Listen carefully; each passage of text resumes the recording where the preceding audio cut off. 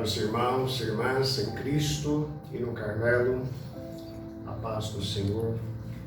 Agradeço o convite que me foi feito para partilhar com vocês um pouco da liturgia deste domingo de Ramos. Uma alegria sempre grande, porque estamos sempre em família e aquilo que Deus nos dá é sempre para ser partilhado.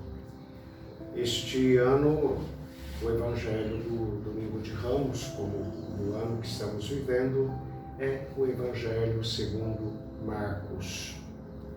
E na missa nós temos duas proclamações do Evangelho. O primeiro é na bênção dos ramos, Marcos 11, 1 a 10, e depois o Evangelho que a Igreja permite ser dialogado, chamado também o Evangelho da Paixão. Normalmente os folhetos ou a liturgia diária traz apenas uma das duas opções. Primeiro, o Evangelho mais longo, que é Marcos 14, 1 até o capítulo 15, de 1 a 47.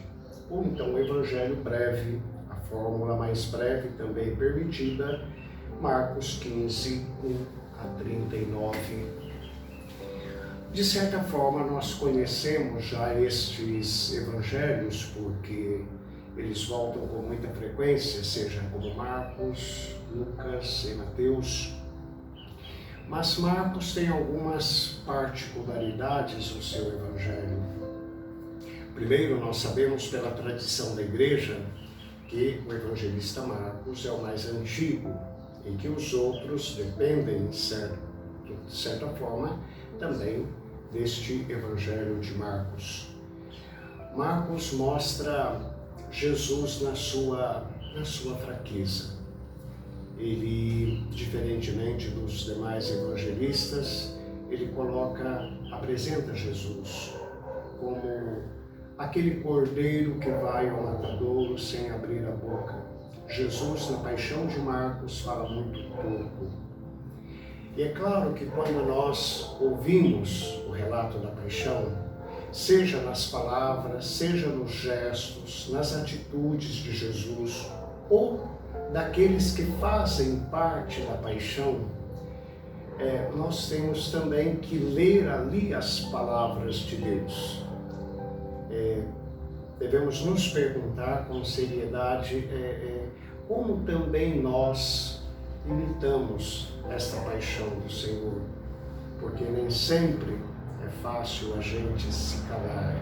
Às vezes o calar é uma virtude, às vezes não é uma virtude, depende, temos que saber muito bem nos colocar aqui, né? Então Marcos, apresentando Jesus como manso cordeiro, temos de lembrar que pelo batismo nós fazemos parte deste corpo de Jesus também como manso cordeiro. E aqui nós temos uma série de possibilidades de avaliar e reavaliar a nossa conduta como cristãos. Porque se a nossa fé possui essas três dimensões do conteúdo, do celebrativo e do vivido, o que mais nos desafia é sempre a fé vivida. Então nós temos a possibilidade de sugar do Evangelho de Marcos, neste domingo de Ramos, esta característica de Jesus, o manso cordeiro que vai ao matadouro. Uma outra questão é que Jesus está sempre sozinho no Evangelho de Marcos. Os outros evangelistas sempre colocam algumas figuras, né? Até lá no horto, Lucas coloca a presença de um anjo, e na caminhada, presença de mulheres, de homens. Mas no Evangelho de Marcos, Jesus também está sozinho. E também aqui é algo que deve sempre interrogar-nos, né? Porque quando um cristão, na sua vocação específica, ele escolhe, por graça de Deus, ser fiel à sua vocação, aderir à fé com todas as consequências que disso derivam, muitas vezes também ele vai se encontrar sozinho. Seja como pai de família, mãe de família, solteiro, padre, freira, não importa, ele vai se encontrar tantas vezes sozinhos também. E aqui, nós que somos carmelitas, temos aí a grande mãe e doutora da igreja, Santa Teresa, que sempre buscava esta companhia do Jesus solitário. E ela, na sua experiência mística, dizia: tinha para comigo que ele, estando sozinho, me acolhia, mesmo tendo tantos defeitos e tantos pecados, então sempre me acolhia. Então vamos aprender também com o Evangelho deste domingo a ser fiéis a Deus com a graça dele, na companhia de Jesus, também nos momentos difíceis em que podemos não ser compreendidos ou por fidelidade não para agradar a caprichos humanos, vamos ter que pagar também este preço da solidão. Mas é uma solidão, conforme São João da Cruz, sempre uma solidão sonora, não no sentido de oba-oba, mas uma solidão sempre que vamos contar com a presença do Senhor, a sua força, a sua graça. A liturgia do Domingo de Ramos, dá para perceber, ela é bastante assim, um pouco não dupla, mas ela começa com um tom bastante festivo, Hosana, o filho de Davi. Mas quando chega já no anúncio do Evangelho, depois das leituras, já tem um tom bastante de paixão. Por isso é chamado também o Evangelho, o Domingo da Paixão. Ou seja, aquela mesma multidão que aplaude, que grita, hosana, e põe os ramos, roupas e tudo mais, esta mesma multidão logo depois está aí gritando: crucifica-o, acaba com ele. É uma realidade nossa também isso, levando em consideração as devidas proporções, mas é fácil a gente se entusiasmar pelas coisas de Deus, Se entusiasmar por Jesus Cristo, se entusiasmar pela nossa vocação. Então é bonito, tem toda uma coreografia, com aspas aqui, Mas nós também podemos, assim, ser enganados por nós mesmos, Ou seja, então fica fácil se entusiasmar por Jesus, mas um entusiasmo que pode parar no entusiasmo. O entusiasmo é bom, é até necessário às vezes, mas que nos leve ao comprometimento com Jesus. Por isso, na nossa espiritualidade do Carmelo também, os santos nossos têm uma predileção toda particular pela espiritualidade da rotina, como dizia Santa Teresinha, porque aqui não tem a mínima possibilidade do engano, da ilusão.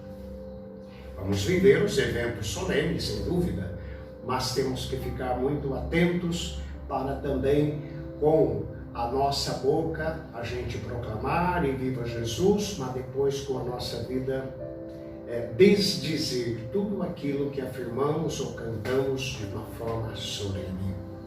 Então veja quantas coisas nós podemos aprender com este Evangelho da Paixão, e aqui não tenho a menor intenção de esgotar as possibilidades que a riqueza da Palavra de Deus nos confere. Uma outra coisa no Evangelho de Marcos é que, desde o início, existe uma interrogação, Quem é Jesus? É a grande linha mestra de Marcos. Quem é Jesus? Quem é esse homem? Olha, até os ventos obedecem, mas quem é ele? E nós vamos encontrar a resposta justamente no Evangelho de hoje, no finalzinho do Evangelho de hoje. Quem é esse homem? O centurião, no final, quando transpassa ao lado de Jesus com a lança e vê como Jesus morre, o Evangelho vai dizer assim: vendo como Jesus morreu, ele exclamou: verdadeiramente este é o Filho de Deus.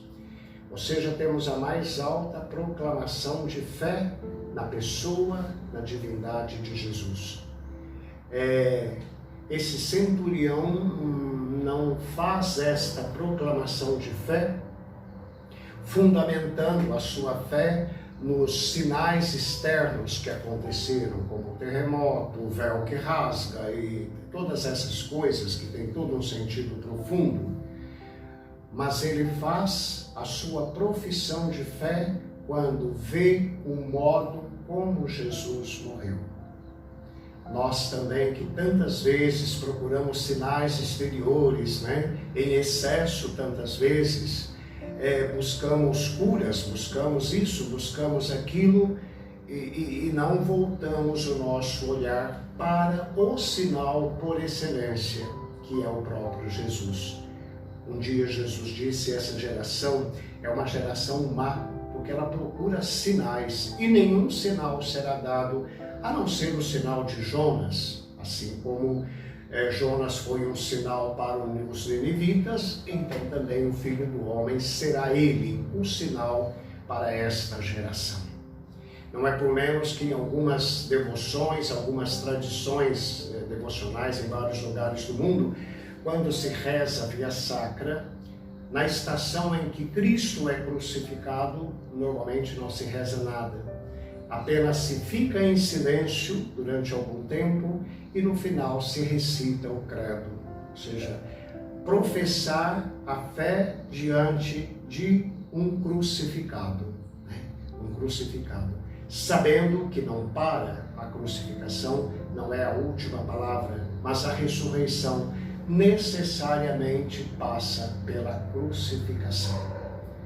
Que o Senhor nosso Deus nos conceda a graça de uma fé cada vez mais profunda, mais do que quantidade de fé, qualidade de fé, sempre centrada na pessoa de Jesus.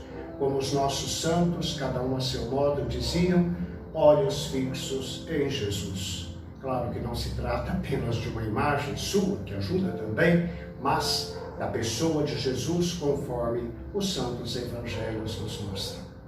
O Senhor Todo-Poderoso, pela intercessão de nossa Mãe Maria Santíssima, vos abençoe, em nome do Pai, do Filho e do Espírito Santo. Amém. Uma feliz Páscoa.